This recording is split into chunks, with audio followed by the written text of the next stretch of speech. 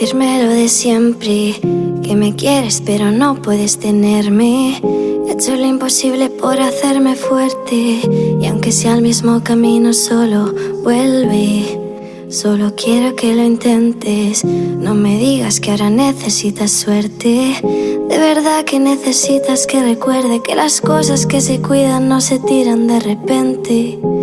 Si nunca te duele no te hará feliz, duele más tenerte que dejarte ir. Prefiero un lo siento antes que un no sentir. No compensa siempre quedarse que huir. De nada me espero, imagina de mí. Me dijeron ve a por todo y fui a por ti.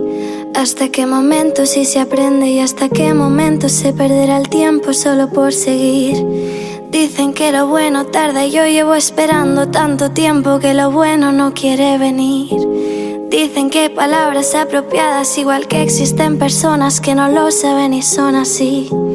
Llamamos consejo a cualquier cosa hasta que me di cuenta que hasta quien te quiere te puede mentir. Ya que todo el mundo te aconseja suficiente para que seas lo que quieren pero no feliz.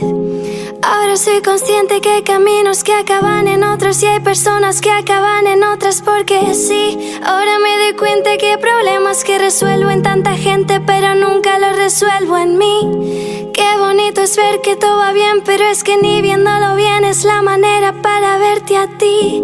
Al mundo le sobra gente rota y necesitan de verdad personas fuertes que sepan unir.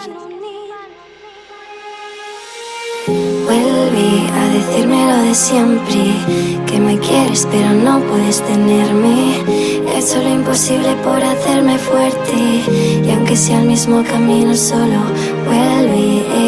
Solo quiero que lo intentes, no me digas que ahora necesitas suerte.